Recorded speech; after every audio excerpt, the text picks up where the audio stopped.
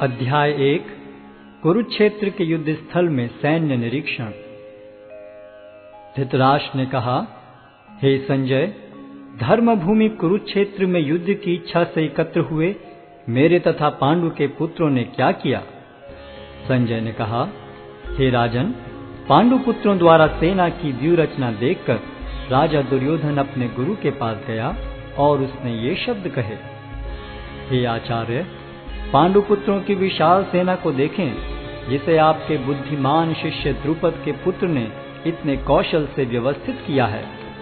इस सेना में भीम तथा अर्जुन के समान युद्ध करने वाले अनेक वीर धनुर्धर हैं, यथा महारथी युयुधान, विराट तथा द्रुपद।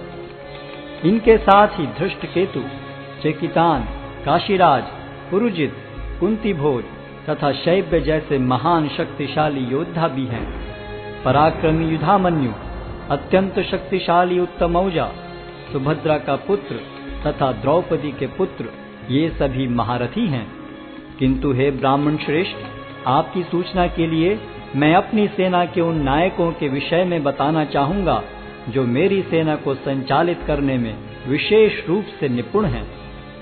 मेरी सेना में स्वयं आप, भीष्म, कर्ण, कृपाचार्य, अश्वत्थामा, विकर्ण तथा सोमदत्त का पुत्र भूरिश्रवा आदि हैं, जो युद्ध में सदैव विजयी रहे हैं। ऐसे अनेक वीर भी हैं जो मेरे लिए अपना जीवन त्याग करने के लिए उद्यत हैं। वे विविध प्रकार के हथियारों से सुसज्जित हैं और युद्ध विद्या में निपुण हैं। हमारी शक्ति अपरिमेय है और हम सब पितामह द्वारा भली भांति संरक्षित हैं, जबकि पांडवों की शक्ति भीम द्वारा भली भांति संरक्षित होकर भी सीमित है। अतः इस सैन्य व्यूह में अपने अपने मोर्चों पर खड़े रहकर आप सभी भीष्म पितामह को पूरी सहायता दें।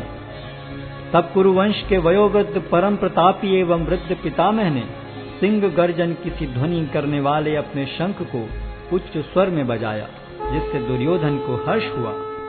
तत्पश्चात शंख, नगाड़े, बिगुल, तुरही तथा सिंह सहसा एक साथ बज उठे। वह समवेत स्वर अत्यंत कोलाहलपूर्ण था। दूसरी ओर से श्वेत घोड़ों द्वारा खींचे जाने वाले विशाल रथ पर आसीन कृष्ण तथा अर्जुन ने अपने अपने दिव्य शंख बजाए। भगवान कृष्ण ने अपना पांचजन्य शंख बजाया, अर्जुन ने देवदत्त शंख तथा अति भौजी एवं अति मानवीय कार्य करने वाले भीम ने पौंड्र नामक भयंकर शंख बजाया। हे राजन, कुंती पुत्र राजा युधिष्ठिर ने अपना अनंत विजय नामक शंख बजाया तथा नकुल और सहदेव ने सुघोष एवं मणिपुष्पक शंख बजाए।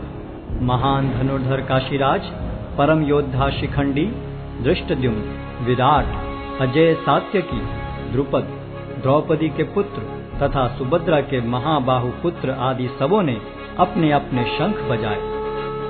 इन विभिन्न शंखों की ध्वनि कोलाहल पूर्ण बन गई, जो आकाश तथा पृथ्वी को शब्दायमान करती हुई धृतराष्ट्र के पुत्रों के हृदय को विदीर्ण करने लगी। उस समय हनुमान से अंकित ध्वजा लगे रथ पर आसीन पांडु पुत्र अर्जुन अपना धनुष उठाकर तीर चलाने के लिए उद्यत हुआ। हे राजन, धृतराष्ट्र के पुत्रों को व्यूह में खड़ा देखकर अर्जुन ने श्री कृष्ण से ये वचन कहे। अर्जुन ने कहा, हे अच्युत, कृपा करके मेरा रथ दोनों सेनाओं के बीच ले चलें, जिससे मैं यहाँ उपस्थित युद्ध की अभिलाषा रखने वालों को और शस्त्रों की इस महान परीक्षा में जिनसे मुझे संघर्ष करना है उन्हें देख सकूं। मुझे उन लोगों को देखने दीजिए जो यहाँ पर धृतराष्ट्र के दुर्बुद्धि पुत्र दुर्योधन को प्रसन्न करने की इच्छा से लड़ने के लिए आए हुए हैं। संजय ने कहा, हे भरतवंशी, अर्जुन द्वारा इस प्रकार संबोधित किए जाने पर भगवान कृष्ण ने दोनों दलों के बीच में उस उत्तम रथ को लाकर खड़ा कर दिया। भीष्म, द्रोण तथा विश्व भर के अन्य समस्त राजाओं के सामने भगवान ने कहा कि हे पार्थ, यहाँ पर एकत्र सारे कुरुओं को देखो। अर्जुन ने वहां पर दोनों पक्षों की सेनाओं के मध्य में अपने चाचा ताऊओं, पितामहों, गुरुओं, मामाओं, भाइयों, पुत्रों, पौत्रों, मित्रों, ससुरों और शुभ चिंतकों को भी देखा। जब कुंती पुत्र अर्जुन ने मित्रों तथा संबंधियों की इन विभिन्न श्रेणियों को देखा तो वह करुणा से अभिभूत हो गया और इस प्रकार बोला।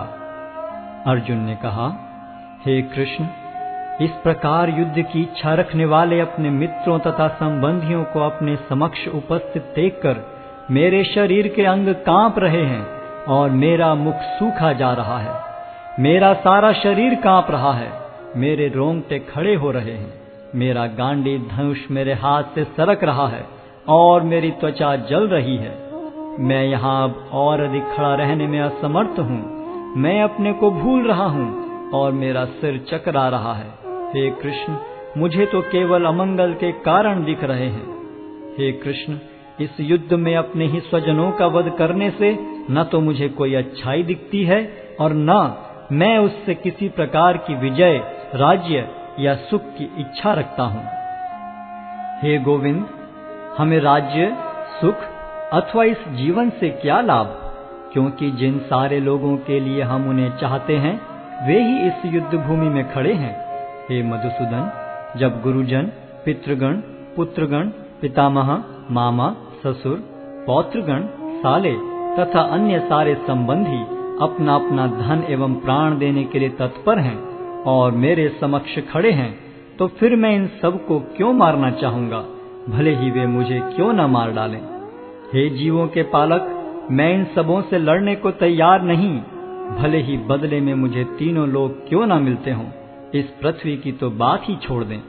भला धृतराष्ट्र के पुत्रों को मारकर हमें कौन सी प्रसन्नता मिलेगी। यदि हम ऐसे आतताइयों का वध करते हैं तो हम पर पाप चढ़ेगा। अतः यह उचित नहीं होगा कि हम धृतराष्ट्र के पुत्रों तथा उनके मित्रों का वध करें। हे लक्ष्मीपति कृष्ण, इससे हमें क्या लाभ होगा और अपने ही कुटुंबियों को मारकर हम किस प्रकार सुखी हो सकते हैं। हे जनार्दन, यद्यपि लोक से अभिभूत चित्त वाले ये लोग अपने परिवार को मारने या अपने मित्रों से द्रोह करने में कोई दोष नहीं देखते, किंतु हम लोग जो परिवार के विनष्ट करने में अपराध देख सकते हैं, ऐसे पाप कर्मों में क्यों प्रवृत्त हों। कुल का नाश होने पर सनातन कुल परंपरा नष्ट हो जाती है और इस तरह शेष कुल भी अधर्म में प्रवृत्त हो जाता है। हे कृष्ण, जब कुल में अधर्म प्रमुख हो जाता है तो कुल की स्त्रियां दूषित हो जाती हैं और स्त्रीत्व के पतन से हे वृष्णिवंशी अवांछित संतानें उत्पन्न होती हैं।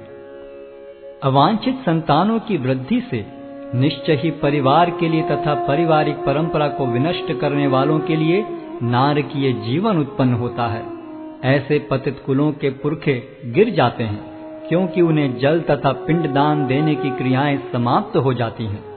जो लोग कुल परंपरा को विनष्ट करते हैं और इस तरह अवांछित संतानों को जन्म देते हैं, उनके दुष्कर्मों से समस्त प्रकार की सामुदायिक योजनाएं तथा पारिवारिक कल्याण कार्य विनष्ट हो जाते हैं। हे प्रजापालक कृष्ण, मैंने गुरु परंपरा से सुना है कि जो लोग कुल धर्म का विनाश करते हैं वे सदैव नरक में वास करते हैं।